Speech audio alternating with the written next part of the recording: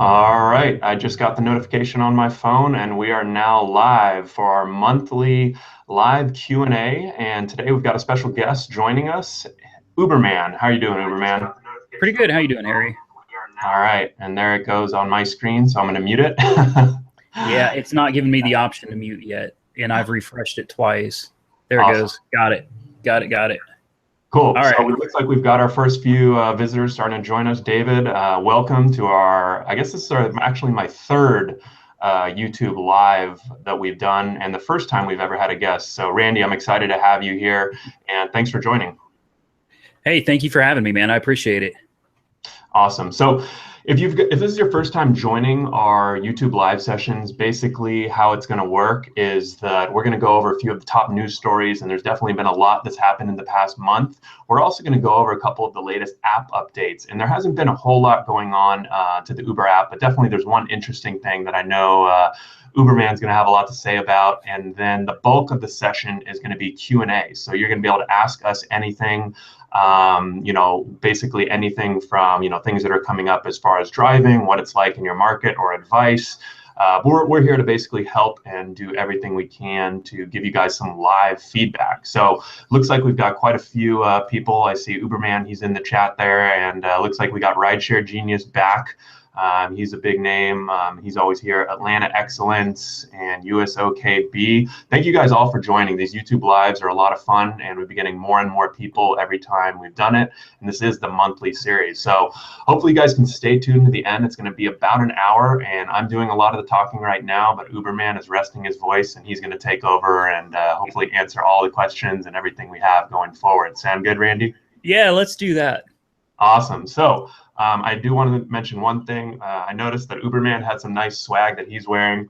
I got my swag too right here. Got the Rideshare Guy hat, and we're actually going to be giving out 3 hats like we always do, some free swag. So if you guys stay tuned to the end, I'm going to let you know how you can score one of those free hats. We'll do a little quick giveaway and give away some hats to everyone who can make it to the end of the session. So real quick, looks like we got everyone saying hi on the chat. So feel free to let us know where you're from. Give us a hi in the comments. Uberman and I are both in the comments reading, and we'll be trying to respond to as many questions as possible. And I have a quick icebreaker since I was actually just in New York last week. I'm going to ask you guys, just let us know, where would you rather live? If you could pick 2 places, would you rather live in New York or Los Angeles? Because that's actually a decision that I'm sort of facing with my wife as she's interviewing right now for a few different jobs. So Uberman, what do you think? Oh, man. I'd stay in California, man. Aren't you in California right now? I'm in California right now, and I think you're right. So, all I right, we'll wouldn't want to see. go to New York.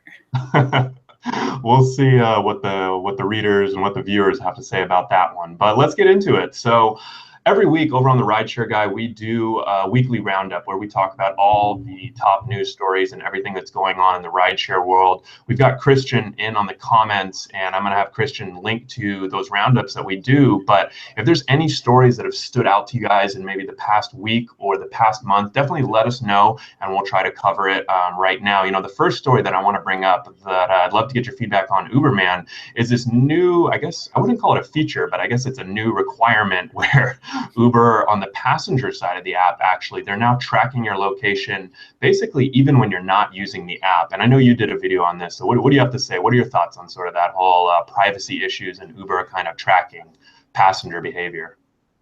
It's a double-edged sword. I mean, I understand the reasons for doing it, because I know for a fact a lot of drivers out there will drop somebody off, and then especially during a surge, and the surge is already dropped off, they will continue driving and try to make an extra 15, 20, $30 off of the passenger. And a lot of times the passenger is intoxicated. They don't even realize it.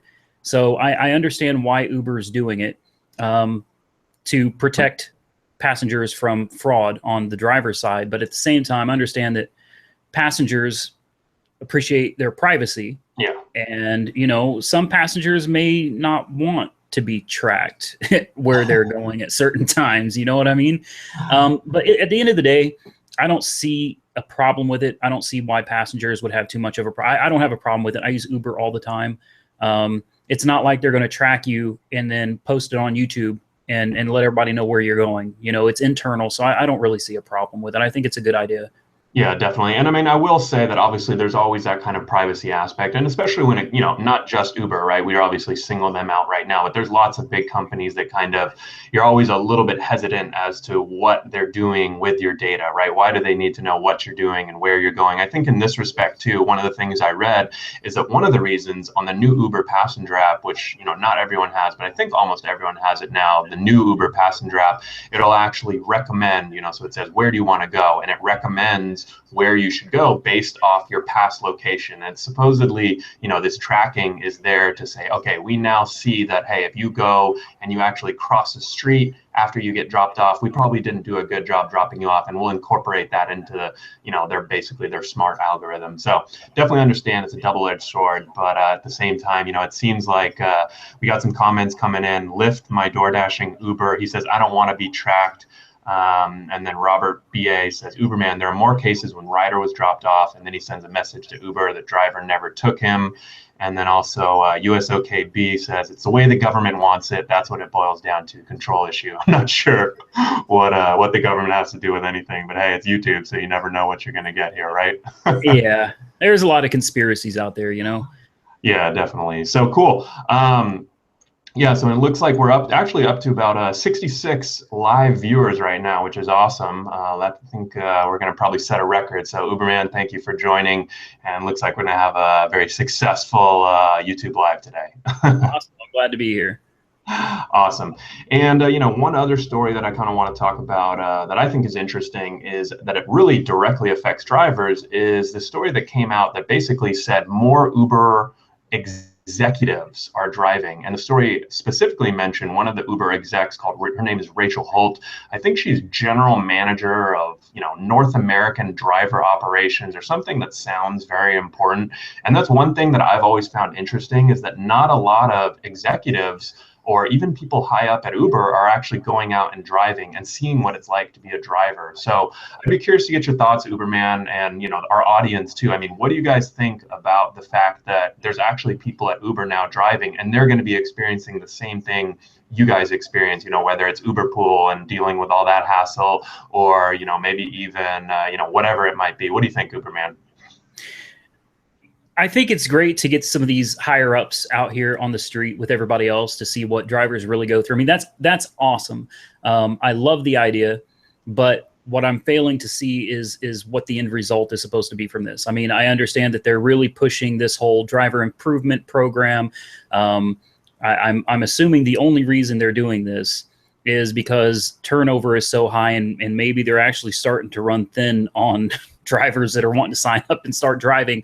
So they need to give something back to the drivers, something back to the community.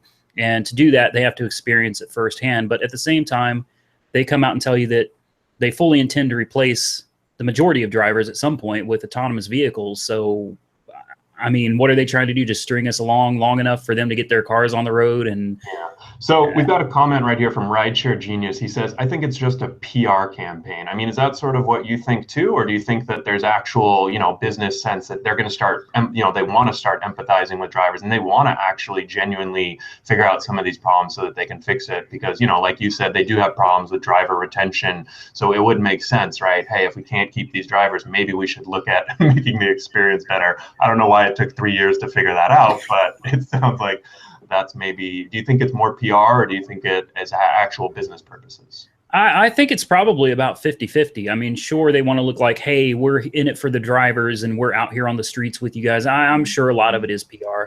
But at the same time, if they keep up at the rate they're going, they won't have any drivers left to compete in this industry. So I think it's also necessary for them to sustain their business model. Yeah, definitely. No, I feel you on that one. And one thing, I see a couple funny comments coming in. It says, have them try Uber Pool. I think that'll definitely when we think about that. That might change things. So yeah, interesting. Well, we'll definitely see what happens. I mean, I think that it can't hurt, I guess I would say, right? Right. Yeah. Okay. Cool. And then I just want to talk quickly. Maybe Uberman, I'll give you the floor as far as before we move on from the news stories. Are there any other really important news stories that have happened in the past month that you kind of want to bring up, that you want to bring attention to, maybe people that haven't seen one of your videos or haven't been following that closely? I've made a lot of videos just this week, so there's quite a few things. But I think there's a couple that stand out to me, and one of them you actually reminded me of just a little while ago was the new feature in the driver app, or sorry, the passenger app, where they want you to leave little smiley faces, little little stickers, if you will, to let the driver know how well he or she did on the trip. And I've had a lot of response to that, because a lot of drivers are really upset about this, because you can take the time to recode your app for smiley faces, but you couldn't put a button for tipping. And they talk all the time about how they really want drivers to be happy. They're really working towards making drivers happy. They're wanting drivers to make a lot more money, to be more profitable. But tipping is too simple, according to an article that I read. That was a quote from an Uber representative that actually the tipping option idea was not the way to do it. That was just too simple. They have to come up with a better way to find more money out here for drivers, other than simply putting a button like Lyft already has to let you tip. There's something else behind that, and it may just be Travis and his pride. I don't know what it is, but he said from day one there would never be a tipping option in the app, and here we are, 2017 almost, and there still isn't one. And they can recode their app for a lot of other ridiculous things. You can't put a button for tipping. Yeah, definitely. And I mean, I guess my feedback, my thoughts and kind of my initial reaction to the compliments was sort of similar. I mean, okay, compliments, who cares, right? It doesn't really do a whole lot to your bottom line. And I think that for a lot, it's sort of another one of those things. It definitely isn't a bad thing, right? But it sort of is like, all right, they're devoting resources to this. So I guess in a sense, maybe it is a bad thing, because they're devoting these resources to adding a compliments feature, right? Which they can do this nice big PR campaign around and kind of like let drivers know what they're doing. But it really doesn't have a big impact on drivers' bottom line. And it sounds like, well, I guess I wouldn't say it sounds like, I think it's pretty true that drivers obviously care first and foremost about their bottom line, just like anyone, right? Just like anyone in the industry. And, we've got some interesting feedback coming in right now. Let's see, as far as the compliments, screw the stickers, they don't pay the bills, we need tips. So that's from Estrad One. And Christian says, I think the compliments thing will be effective for Uber retaining new drivers, even though I do think it is a gimmick. And let's see, we've also got a few other comments. But, that's also an interesting thing, because, right, in the past, Uber hasn't given a whole lot of information to say, here's what you're doing poorly or here's what you're doing well. So, I mean, as far as the compliments, do you think that they should just, not worry about that and really just kind of focus on the features that drivers care more about? Or do these little small things like the compliments and, Uber executives driving for Uber, do those small things you think over time are going to add up to a difference? Or is it really more about the big things like adding a tipping, raising rates, things like that? I think it's really more about the big things. I mean, don't get me wrong. It's nice. I guess I personally don't care if a rider gave me a smiley face or a sad face. It doesn't make a difference to me. What I care about is money. And that's what I'm here for, is to make money. Now, if you want to let me know I did a good job, better than a sticker or a star, give me $2, give me $5, give me $10, And I saw a comment a minute ago that said, well, maybe Uber would be interested in a tipping option if they got a piece of the action. That you can't do that. you can't have the option to tip people and then take a percentage of their tips. That would be a huge problem for Uber. And Lyft doesn't do it that way either. So the little things are okay. I mean, yeah, maybe for some drivers they're like, oh, look, I got 25 smiley faces this week. Yeah. If you want to have a competition with other drivers or something, that's great. But how much money did you make? That's what I'm in it for, is the money.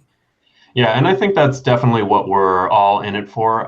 So it definitely makes sense, And one thing that I think will be a good pitch that I think you might like is, I saw someone recommend in the comments that obviously there is, I don't know that Uber is adding a tip option anytime soon, unfortunately, but at the same time, there are drivers using tip signs. And I know that you've done a lot of videos and you've actually have a couple products too, right? As far as the tip side. So this will be a nice, good opportunity for you to pitch that, I think, and let them know. Because we have some articles too that we've done. We've tested tip signs and we're looking at testing some boxes too. And I mean, frankly, they seem to be working. It's not the smoothest or frictionless, most frictionless experience, but what's your experience and what are your thoughts on tipping signs in general? Because Uber's not adding that option. And like you said, drivers care about their money. So why not take it in your own hands, right? Well, I've heard the good and the bad when it comes to these tipping signs and things. And the majority of people that contact me and talk to me about them tell me that they've had nothing but a good experience with them. There have been a few. I had one tell me they actually got fired from Uber for a tipping sign, and I was like, okay, can you show me some documentation? Send me something showing me that you got terminated over a tipping sign. They couldn't do it, and I was like, well, I one person out of I can't even count how many of them I've sold. So I would say the majority of people are having a lot of luck with them. And that's good. That's good for drivers. It's good for me, and it's good for the other people that sell products like that as well. So absolutely, I've got them, so I think it works. Yeah, definitely. And it seems like I'm curious to know if our viewers right now have ever tried testing out a tip sign. I know Christian in the comments has done a tip sign, and we have an article on that, and that's worked pretty well. And yeah, it seems like definitely the feedback, no one really cares about the compliments or the badges. I think it's more about the monetary incentives, which obviously makes a lot of sense. So that's interesting. I think that we've got some good feedback coming in right now in the comments. It even looks like we've got our first international viewer too, Stuart from England. So Stuart, thanks for joining all the way from England. We're going to start transitioning now towards more of the Q&A session. So if you guys want to ask any questions, we'll go through and try to answer as much as we can. So starting from that, like I mentioned, with these sessions, we like to talk about some top news, what's going on, some of the latest app updates, and then we'll break into the Q&A. So this is the Q&A portion, and then make sure you stay tuned in the end too. We'll be giving out a little free Rideshare Guy swag. So looks like the first question I'm gonna say is from Stuart, our England viewer. He says, hey, do you guys still have Uber incentives? Uber England took them away after 3 months. So UberMan, I mean, what are, and the incentives are interesting because they do vary. I mean, in LA and San Francisco, there's tons of earnings boosts, right, where they're incentivizing you to drive specific times and places, and then you get extra money. I mean, what are your thoughts on the whole incentives and, kind of like what Uber is doing with that? What have you found? I mean, is Uber offering them to a lot of your viewers, or what are your viewers saying about the incentives? Yeah, a lot of people are still getting incentives in their markets. And in fact, we still get them here in Oklahoma City, particularly during game nights when we have like a basketball game or we have a major football game or something like that. They'll offer you it's $22 to $25 an hour, depending on what time they want you out there driving.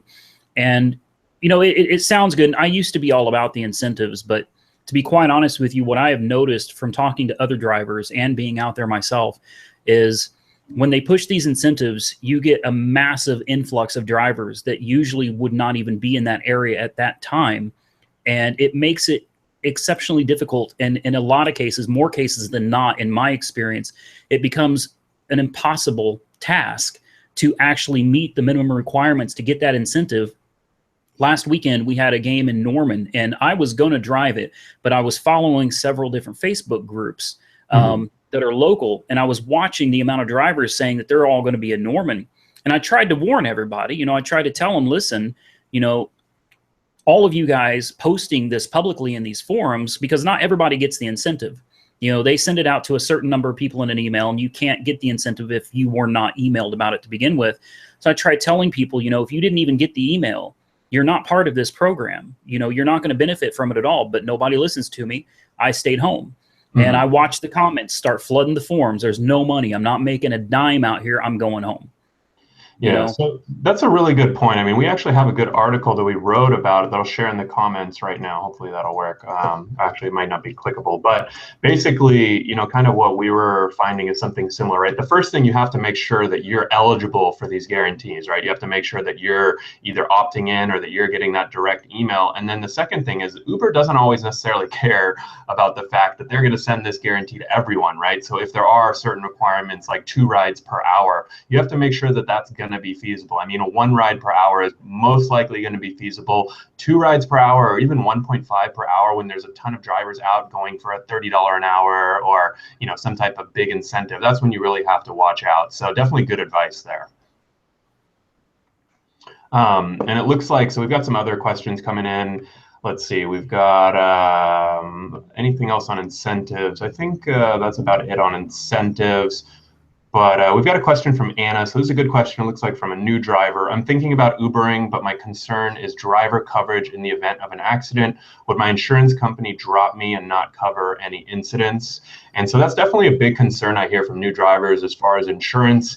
And, basically the long and short of it is that you are covered from Uber during periods 2 and 3, which is when you're en route or on a trip with a passenger. They provide commercial insurance, $1 million liability, and collision coverage with a $1,000 deductible. But during that time where you're waiting for a request, which they call period 1, you actually don't have coverage.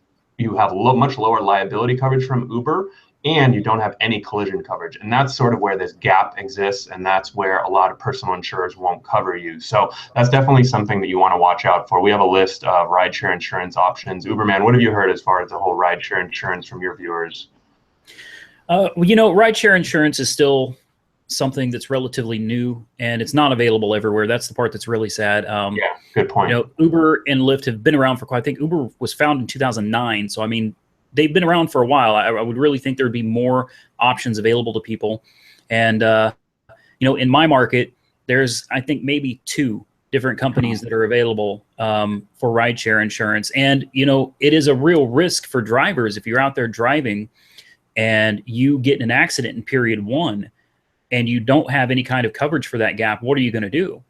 I mean, sure, you could report it to your insurance company, and God forbid if you're at fault and you lie to your insurance company and they find out, because that's insurance fraud, it's a felony, or you tell them you drive for hire and then they drop you and they deny the claim anyway. So that it is definitely a real concern. You really need to make sure that you are appropriately covered before you start driving. Yeah, definitely. It looks like we've got a couple recommendations. So I just shared a link in the comments to our insurance marketplace where we actually have basically laid out by state, and we actually just updated this the other day. So the information should all be good, and it'll tell you exactly which options are available. So whether it's Farmers, Allstate, or whoever, and then we'll also have a few recommended agents that we work with that we know are good for rideshare insurance, basically. And we've had a lot of good feedback on that, because you're right. It is, first of all, you have to sort of understand it, and then you also have to figure out if you have something available in your state. And you're right, unfortunately, some states don't have any or limited options. So at least the important thing is, right, that you understand that risk, because that's the one thing I try to tell people over and over is that you're running your own business right now. You have to look out for yourself, right? You shouldn't even, honestly, like take my word or Uberman's word. You want to go and, if we tell you there's $1 million of liability, you probably want to verify that with Uber. You can look at the insurance policy and, it might take you 5 minutes to figure it out, but you'll see that it says $1 million of liability or whatever the problem might be. So that's definitely, I'd say, just general advice. So we've got a lot of good comments flowing in. Definitely keep the questions coming. I'm just getting warmed up. What about you, Uberman? Yeah, I'm ready. You're born ready. You got the great backdrop, though. I think I need to have a better backdrop for the next time we go live. Because what kind of fish do you have back there? African cichlids. Well, actually, I've got African cichlids, South American cichlids. I've got cichlids that don't belong together, and I threw them in a tank to see what would happen. Cool.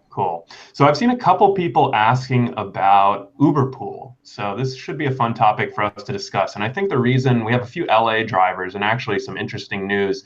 I don't know if you know this, Uberman, but Uberpool is now live at LAX, right? So obviously Uberpool has been live all over LA, and it might be 20 to 30% or maybe more, 20 to 40% of the requests that you get while you're out driving.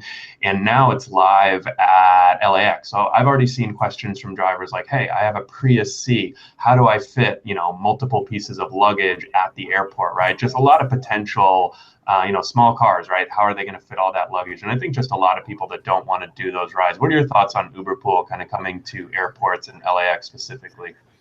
Well, luckily, it's not in my market. Yeah. So you are a lucky one then. Luckily, you don't have to worry about your acceptance rating anymore. That's a good point. Honestly, I wouldn't do Uberpool. I have heard I mean, granted, when people have a complaint, you'll hear about that a whole lot more than you'll hear people leave positive comments on things. That's just the nature of the beast. But drivers genuinely seem to hate Uber Pool. And after some of the stories I've heard, I completely understand. If Pool ever comes to my market, I will not do it. I don't care if it's at the airport, if it's just around my city. I'm not doing it. I'm not accepting that request. No, thank you.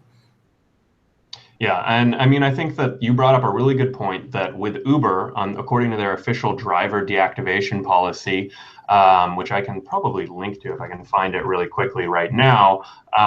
But basically, their new deactivation policy says that you cannot be deactivated for a low acceptance rate, right? Which you could in the past. So basically what they're saying is you can sit there and ignore as many requests as you want. They may put you in timeout, and there's some workarounds around that. But basically, you do have the option of ignoring those pull requests and, excuse me, and letting basically other drivers get those. So that's definitely one thing that I would probably recommend if you do want to avoid those. But since I do like to provide contrasting opinions, we have a guest post that we posted from one of our contributors over on the site. And I don't know if you've read this one, UberMan, but it's basically from one of our readers who likes doing Uber Pool and Lyft line rides. And I think he's definitely in the minority.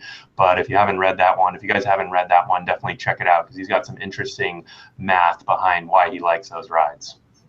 I'm going to open that up and save it for after this because I definitely want to read this one.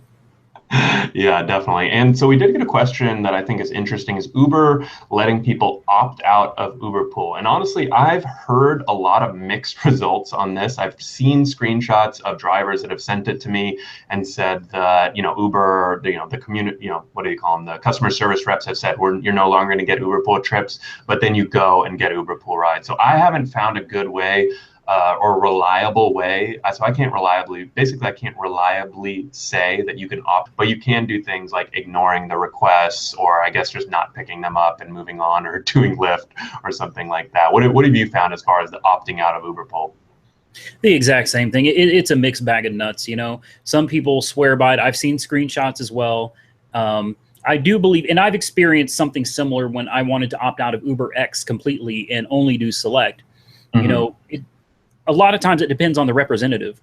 So you may get one person that will go ahead and set you up for that, but it seems like at some point your account gets reviewed not too far down the road, and then they switch it back again. And then you go back and forth, and sometimes they won't even do it at all. And if you keep trying, they'll do it again, but then you end up getting reverted back to accepting all requests. So I don't know. I really don't understand how they do it, but it's probably best, instead of wasting a lot of time trying to get it done, just ignore the request. It's a whole lot easier. Yeah, definitely. And it seems like we do have, I did see one comment that one driver said he was able to opt out of Uber Pool. So if you guys want to give this a shot, I mean, I think I'm more on the same page with you, but there is, Uber is now kind of directing drivers to get help in app, right? So you have to go to the help tab of the app and kind of message them from there for any of the issues that you might have. So definitely interesting. UberMan, you don't have Uber Pool in your market yet, so I think you're the lucky one for now, and we'll move on and talk about some other interesting stuff. So let's see. We have, we're up to 77 live viewers right now, so that's awesome. And if you guys have any questions, like I mentioned, we're basically going to keep on going with full Q&A. So honestly, I feel like we could probably deal with some tougher questions. What do you think, Uberman? This is pretty, these are like singles and doubles right now. What do you think? Yeah. Let's get something a little more complicated that makes us have to actually think about it. Most of these questions, I've got answers on top of my head, ready to go. Yeah, I want to see your brain really working over there. I want to see you stumble and get sweaty and nervous. So yeah, I want to not know. Yeah, so let's see. We have a couple comments coming in about Pool and Line, but yeah, Lyft Line is obviously very similar. And I did see a couple questions about, a couple readers were asking, so I think someone mentioned something about a referral bonus or referring drivers, which obviously you and I both know a lot about. And then, so if you got, whoever asked that question, feel free to ask again so I remind me. Rideshare Genius. It looks like he's got a question for both of us. Have you guys ever received referral bonuses from Uber, which then a few hours later disappear from your account? Happened to me several times, shady Uber. So I'll let you go ahead and take this one, UberMan. I know you've done a couple of videos about your experience. I know you've had a couple issues, right, with some driver referrals. Maybe you can talk about one or two of them and just sort of, general advice for handling driver referrals with Uber, because, just like with the Uber pool issues, right, they're the same types of issues, kind of like dealing with Uber's customer support, whether you're working on Uber pool issues or whether you're working on driver referrals. And I'm sure that there's a lot you've learned from kind of basically, it's your full-time job, right, to deal with Uber and kind of figure these things out. So maybe you can kind of give us some advice there.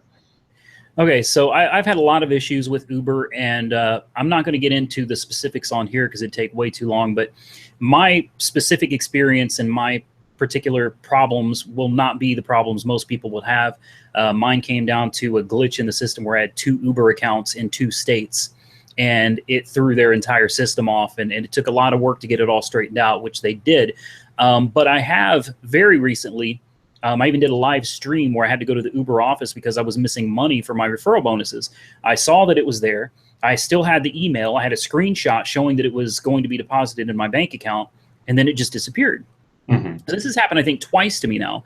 And if you have a green light, this is the best advice I can give anybody. If you have a green light location, they call it a green light hub. It's basically an in-person help center. These things are spectacular. You can walk in and get your issue resolved right away. You're going to talk to a person that's not been outsourced. You know what I mean? Someone that can actually speak to you, look at you, and work with you to resolve a problem. Definitely go to a green light hub if you have one in your market. Luckily, I do. And what I did is I went in and I showed him the screenshots, and I was like, hey, this money's missing, this money's missing. And he was able to show me, I don't know why, he doesn't know why, but the money was already paid out. Basically, it got paid out the week before, but for some reason it was showing on my next week's payout, and then they took it away because they realized it had already been paid out. And he was able to show me where I actually did get paid for it, because what you can't see on your end is specifically which drivers you got the bonus for. Like after you got the bonus, you can't see who it was anymore. You'll get an email saying such and such, but they have very specific details on their screen, and they can show you that you got paid for this person on this date. It's very specific. And once he showed me that, I was able to see that, yes, I did get paid for it. So definitely talk to a green light hub if you have one. If not, then you're going to have to go through support, and it's probably going to take a while to get it straightened out. Yeah, and I think that's good advice in general, because, what I've found, just like a lot of other drivers, obviously Uber's customer support is pretty lacking. There's some big problems that they haven't quite solved yet. And, now you have to go in help. You have to go to the help tab of the driver app to get help and figure all that out. But for those complex, they have been able to solve some really easy or simple stuff. But you're right, for anything that's really complex, honestly, the best thing to do is go to one of those Uber green light hubs. And I just left a link for one that I found for Chicago, for example, just so you guys can see. You can go on there onto Uber's website, which they've actually updated now, and they at least have good information there about where the green light hubs are, where the office hours are. And going in person is going to be best for when you kind of can't get those complex situations resolved with Uber, because I know that we have an article on the site about the top 9 ways to contact Uber, and there's all these different methods. But for anything complex, you basically have to go into the office and work with an actual Uber employee. So, so that's definitely a good topic. Let's see. And then, the other question that came in from Steve that I wanted to just touch on briefly is, what is the best strategy to promote your code for additional revenue? Because that's obviously one big thing that you and I do. I mean, one of the main sources of income for the whole blog that allows us, to hire multiple writers and do videos and live streams and all this and kind of work on all this is obviously signing up new drivers. So, do you have any quick tips as far as the best strategy for, the typical driver out there who maybe has a buddy or a friend to sign up and they can both make a little money off of that? Yeah, absolutely. If you're wanting to do a lot of signups, the best thing to do is, number one, stay away from YouTube, because that's my territory. And no, I'm kidding. If you've got subscribers or for whatever channel, that's a great way to promote yourself. But what I found works even better in your local market is the Facebook Marketplace. I'm sure a lot of people are familiar with it by now. It's starting to overtake Craigslist at this point. I use the Facebook Marketplace more than I use Craigslist anymore. But you can post an ad on Craigslist if you want, along with 1,000 other people on there. Or you can go to the Facebook Marketplace. You can find all kinds of local groups in that marketplace, yard sale sites and things of that nature, where you can promote your code, and you actually can get a lot of sign-up bonuses doing it that way. So I highly recommend using social media. Yeah, and that's a good tip because I've even seen drivers who sort of take it one step further and they'll post something like, hey, do you want someone to walk you through the process? Because let's say you each are going to get a $200 bonus for getting them signed up and doing 50 rides, right? If you spend an hour with that person, you might make $200, right? So Yeah. there's even kind of, obviously a lot of people are going out and maybe just spamming their code. I mean, you probably get a ton on your YouTube channel. I wouldn't be surprised if someone does it in the live chat or hasn't already done it right now.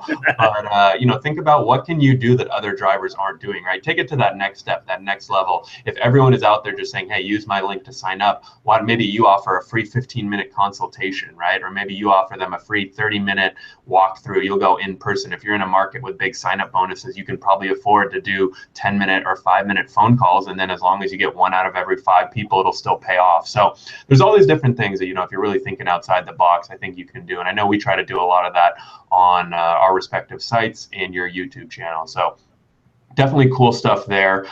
We've got a lot of good questions coming in. Thanks to everyone for joining. We'll probably go for another 20 minutes here. Does that sound good for you, UberMan?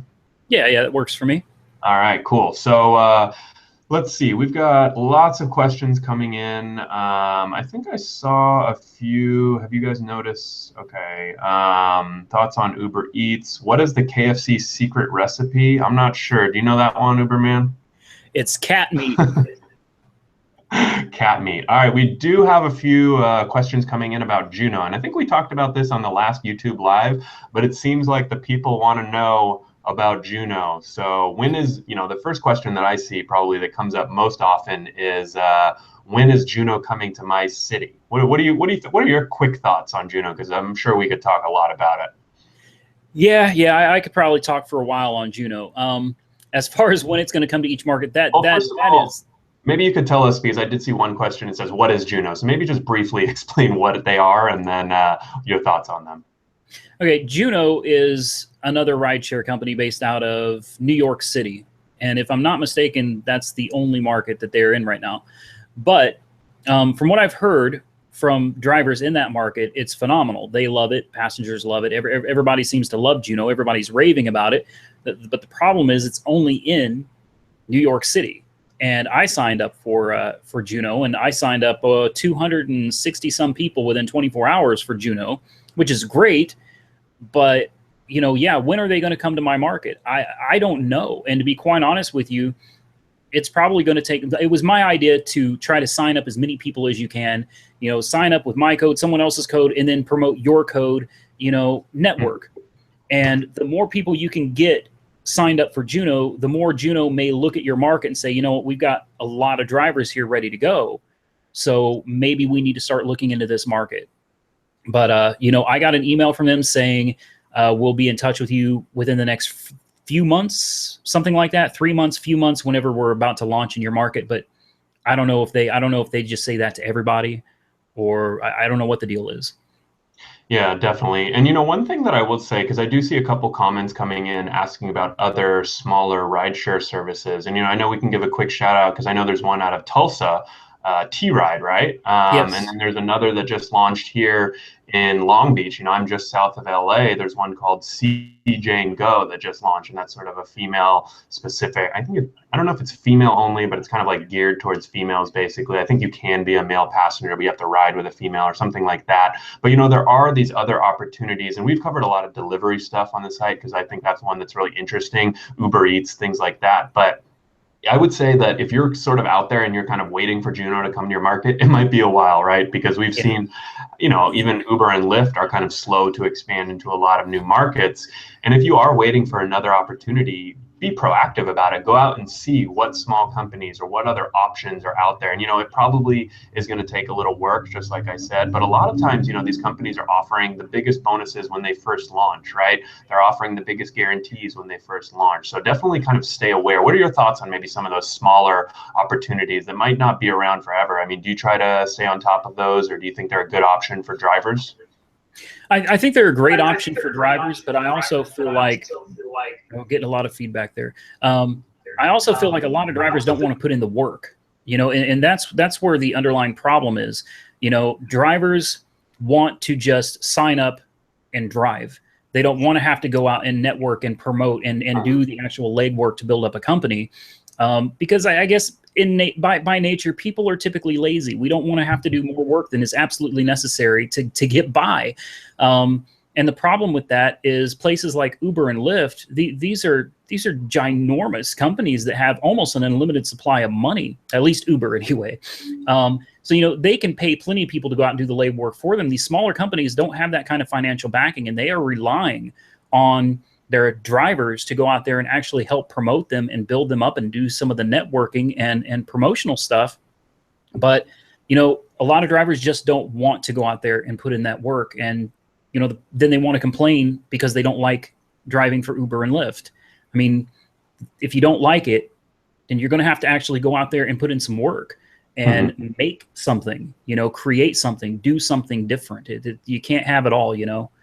Yeah, and I think that's really solid advice, because kind of just goes back to, right, you guys have to realize you're running your own business right now, whether you realize it or not. And thinking like that, right? Things aren't just going to be handed to you. Things aren't going to be given to you. You sort of have to go out there and take it, right? You have to find these new opportunities. If you're just relying on Uber to kind of pay the bills and do the same thing day in and day out, you might struggle at times. So kind of transitioning to a couple of questions about actually driving. I saw one come in from Keith, and it's sort of a funny one, but I think it's never, I don't think anything like this has ever happened to me. It's definitely something I get emailed about, though, once in a while. Keith says, I had a passenger leave a bag of marijuana in my vehicle last night. I discovered this after he left me a rider compliment. So we got a 5-star review from this guy, obviously, and it said, "We left weed in your car. Can you come back? We will pay you." So kind of a funny situation, but also, you know, there's some potential issues there. What do you think? What would you do in that situation? You saw that comment. You looked in your back seat and saw a little dime bag. Well, do I answer honestly or? Okay, look, I would honestly probably toss it out the window, and that's a horrible thing to do. Like, that's a horrible thing to do, because what if some little kid finds it? But I'm sorry, I'm not going to jail for anybody. Definitely not driving for Uber or Lyft. So if I look back there and I see drugs in my car, they're going out the window, or in a storm drain, something. They're not staying in my car. Yeah, definitely. And I mean, I think that, you know, it's kind of a funny situation, but obviously these things do happen, right? And I mean, if you drive enough, you're going to encounter sort of, you know, whether it's obviously everyone's had the drunk passengers, but these kind of random situations, just thinking about it logically, like, right, what would happen if you got pulled over, right? Would a police officer, you know, how would it look to a police officer? You get pulled over and they shine a flashlight and you have a little bag of weed sitting in there and you say, "Oh, it was my Uber passenger." Yeah, right, buddy, that's yours. Come on now, right? So, I mean, it's just thinking about it with common sense, right? And I mean, that's sort of, you know, what I tell drivers is generally try and apply common sense to a lot of these really random situations. And I guess I would say Christian brought up a good point. In California, it's actually legal. So I think in California, hopefully I'll probably have to give a disclaimer, but I think in California, since it's legal, you can keep it and stash it in the glove compartment. This is not legal advice by any means, so don't come back on him if something goes wrong. Yeah, well, you know, Oklahoma's far behind the rest of the country, and California is just ahead of the curve here. So yeah, in Oklahoma, that wouldn't be okay. Yeah, and I mean, you know, one other thing that I say as far as on the drug side, because, you know, obviously a lot of passengers, you know, Friday and Saturday nights are the busiest times to ride with Uber for a reason, right? Everyone's out drinking, everyone's out having a good time, and they want to have that safe ride. And in the same vein, a lot of drivers, and, you know, this has happened to me too, basically been taken on, I call them drug runs. And, you know, it's not to like, they're not bad in that way, but it's just, hey, you pick up some guy who looks stoned, you go drop him off, he says, "I'll be right back in 2 minutes," and then he comes back, and you kind of know what went down. I mean, do you see any issues with that? How would you handle that type of situation? You know, I've handled that situation many times, and I just drive. Yeah. You know, I keep my mouth shut unless I mean, I'll talk if they want to talk, but if they're quiet and sketchy, then I just leave them alone. My job is to get them from one place to another.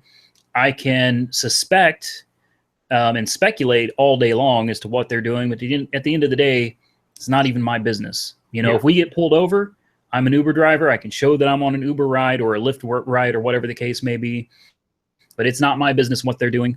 So I just keep my mouth shut and I just go with it.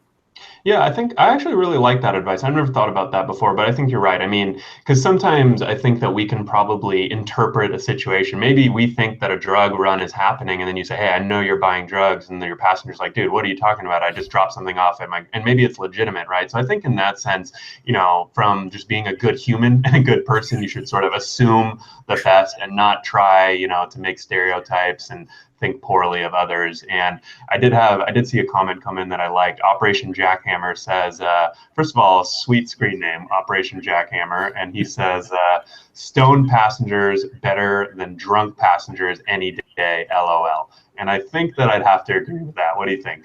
I absolutely agree with that. I deal with drunks all the time, and I'll take a stone passenger any day of the week over a drunk. Yeah, definitely. So, okay, cool. We can kind of transition away from all the drug talk for Yeah. now, but I think we definitely got a lot of good insight there. So, if you guys, we've got about 10 minutes left in the session. If you guys are just joining right now, don't forget, stay tuned to the end. I'm going to be giving out a little rideshare guy swag. Uberman, I think you've got one of these hats, right, somewhere? I do. It's probably in this drawer over here where I keep a lot of my cameras and stuff. All right. How do I look with this hat? I feel like I'm not as comfortable indoors in a hat as you are, but Well, you don't look right with a hat, and I don't look I right know. without one.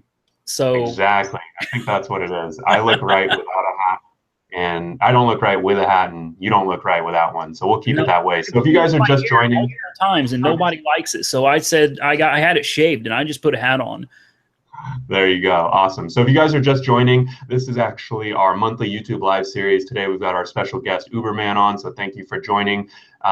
We've covered a lot of interesting topics so far. We're going to go for about another 10 minutes. Make sure you guys stay tuned to the end. We'll do that little swag giveaway. I've got a fun little mission and task. The first 3 people that get it done will get that. I'll send them a Rideshare Guy hat. And let's see, do we have any other questions coming in? We can kind of wrap this up shortly. I think we've covered pretty much anything. Uberman, were there any questions you saw that came in that you'd like to answer? Yeah, I've seen one. It's been repeated over and over, and I don't mind answering it. Someone keeps asking if I got in any trouble for live recording my passengers, and the answer is yes and no. About a year and a half ago, I did get suspended for a while due to publicly posting videos of my trips, and Uber Legal looked into it, and I had already had my attorney look into it, so I knew that I was in the clear, but Uber's legal team had to look into it, and since I'm in a single party consent state, that made it okay for me to do it. There's no expectation of privacy in a car, so on a public road. So it was okay for me to do it, and I stopped doing it at Uber's request. But I recently decided I don't care what Uber wants me to do. I'm going to do it anyway because people like it and it's fun for me. So as far as I can tell, there's not much they can do about it. But if any of you are thinking about live streaming or recording your passengers, you really need to check your local laws, because in some places it is a felony to record people without their consent. So be very, very careful and make sure you understand the law before you do something like that. And understand that you could get terminated. Uber could terminate you for it. Yeah, and that's actually a really good point because as you know, and actually I think both of us are really big proponents of dash cams just in general because they do provide a very, I call them cheap insurance policies, right? And you don't know what's going to happen on a ride, whether it's something goes wrong or you get into an accident. There's just so many situations where having footage and potentially having audio can really come in and save the day. And especially if you know that as a driver, you're not doing anything wrong. I'm going to link right now to some reviews we've done of dash cams and some more info on the dash cams. But one thing that I definitely want to add on as far as the dash cams, it is definitely pretty simple to do some Googling and, figure out for your state. Do you need to have a sticker in your car that says you're being recorded? And I think in almost all cases, as long as you have a sticker up there, if you're in a state where they need consent, you'll be okay. But obviously, like you said, this is one area where there are some potential ramifications from Uber. So just make sure that you're going out and following your local rules. And, it should be pretty easy to see what they are. Or, one thing that I would also say is go into a taxi and see what they're doing, right? Because if you see a taxi driver in your city using a dash cam and they have that little sticker, just ask them sort of what they're doing, because that they've probably had their lawyers researching it and figuring it out and kind of go based off that and kind of confirm with what you can find. Yeah, so I mean, I think that the dash cam is definitely good advice. Seems like we can do a couple other questions here uh, before we sign off. And let's see, we've got a question about Turo. I'm not going to ask you anything about Turo because we've actually done a video on Turo, right? So I'll link to that, and people can go check that out if they want to learn more about your experience with Turo. And let's see, we've got some more questions. I want to ask just a couple quick ones about kind of some driving scenarios. So Jose says, if you're sitting on a 3x surge and get a pin to pick up outside the surge, do you go get that surge price? So does that question make sense to you? Yes, it makes sense to me. If you get a ping or a request outside of the surge zone, even though you're inside of the surge zone at the time, you don't get surge from an area that's not actually surging. So that's a request that I would just let slide right on by. Yeah, exactly. And so I think that's what this driver is asking basically is, what would you do? Because you're sitting in that surge hoping for a surge, right? And I think that's the perfect advice. Ignore it, move on to the next one. I like this. I think we're going to go faster. Operation Jackhammer, he says, is it okay to drive out of the state? What have you found with that? Yes, you can, but I've seen many times where the Uber app will automatically log you out. And I've heard different stories. I've heard 6 hours, 8 hours. More recently, I've heard it's 4 hours. Mhm. But I've also heard that if you submit like a review request, that you can get reimbursed for it. So you can take people out of state. At least that's what I've heard. But I do not have any personal experience with driving someone out of state. So I can't say for sure.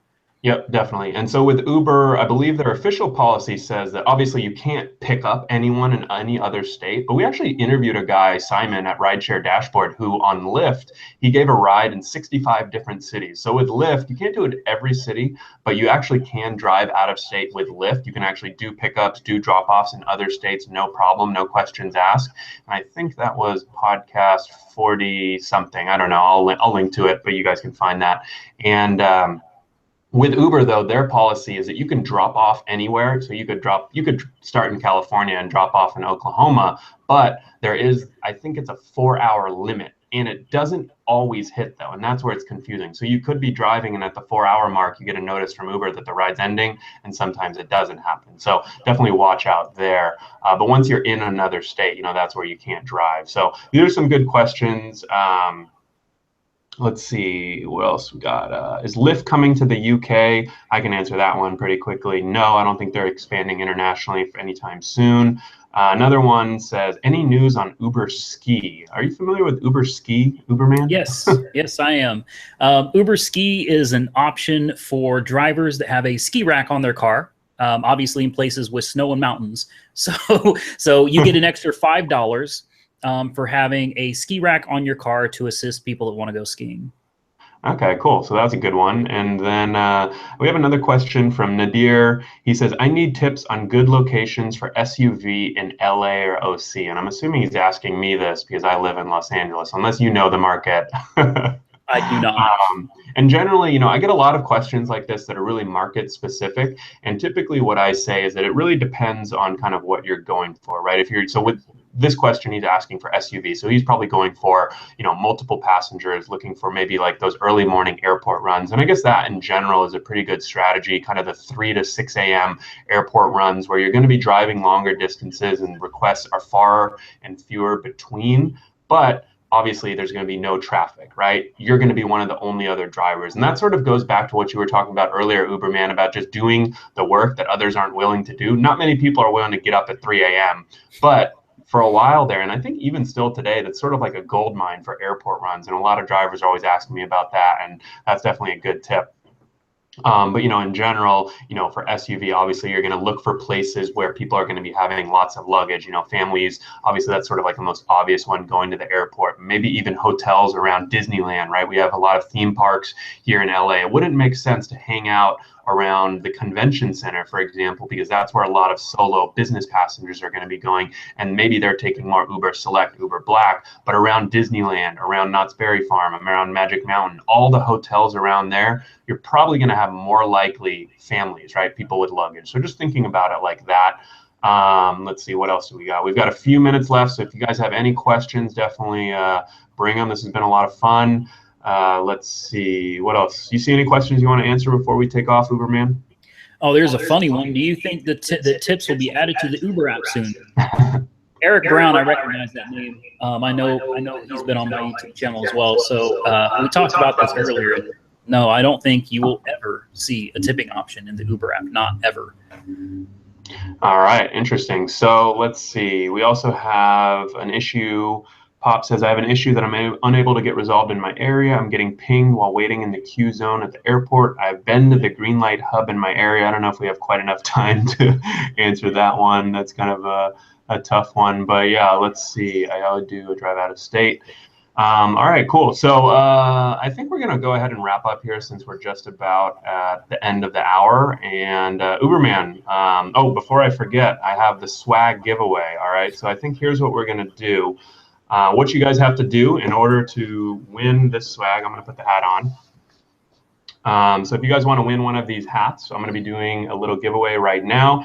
Basically, all you have to do is go ahead and share this video on YouTube. So if you guys are on your phone or if you guys are on your desktop, there's going to be a little share button. Go ahead and click that share button and share it to social media. We're going to be really lenient today. You can share it to Facebook, you can share it to Twitter, Instagram. Well, I guess you can't share a link to Instagram, so that might not work, but share it somewhere and then send me an email, harry@therideshareguy.com, with the subject line YouTube Live, and just send me a link to wherever you shared it. And the first 3 people that do that, I'm actually going to give you guys a hat. So hopefully, and I'll mail it to you and take care of all that. So hopefully you guys can go ahead and get that all done. UberMan, any final parting words before we take off? Hold on, I was reading. God, I feel so bad for the person that's having problems with the airport, and I want to help. Look, for the, I can't read the name, I can't read it from here. I need to scoot up closer. But for the person that's having problems with the airport run, email me at ubermanyoutube@cox.net, and I'll see if I can do something to help you out with that. For the rest of you guys, I appreciate you being here. Harry, thank you for having me here. It's a lot of fun. Look forward to doing it again. Yeah, definitely. That was a lot of fun. And I think we have a link to UberMan's channel in the show notes of this video. It's already there, so you guys can go ahead. Make sure you subscribe to UberMan's channel because he does a lot more videos than me. He works a lot harder than I do, so he's got lots of great video content. Have you been doing many YouTube Lives lately, or just more scheduled videos? I need to do more YouTube Lives. I do. My subscribers are really unhappy with me right now, but I've got a lot of transitioning going on here, and things have been really busy. So I've been lucky to be able to post videos lately. But I am going to try to do some live streams of my passengers this weekend, Friday and Saturday night. So we'll see how that goes. Awesome. So maybe if we're out driving this weekend, we'll when we want to take a break, we'll hop over to your YouTube channel. And it's actually cool. If you guys are a subscriber of my channel or UberMan's channel, you can actually go into the settings and enable notifications. So then that way you get live notifications, or you'll get a notification every time we both release a video. So definitely hop over, check out UberMan's channel. If you guys are watching right now, you're probably already subscribed to my channel, but if you're not, definitely do that. Give this video a little bit of a thumbs up if you guys enjoyed it. I really do want to say thank you to everyone who came on. I think we almost got to triple digits, which is awesome. Every time we've done one of these live streams, we're getting more and more people. Really appreciate everyone coming on. Looks like Stuart, Jose, Keith, Oscar, Jackhammer, Nikki, Operations, Nadir, everyone, right? I can't name off everyone because we had a lot of people, but definitely appreciate it. And if you guys haven't sent me that email, you shared the video and sent me that email yet, definitely go ahead and do that. And I'll be sure to send out some swag to the first 3 people. So UberMan, thanks for joining, and look forward to watching your videos in the future. Thank you. I look forward to doing this again. And thank you, Christian, for moderating the chat room there. Yeah, Christian is the man. And we did have a couple trolls, but I banned them pretty quickly. All right. Well, take care, guys, and I will see you all later.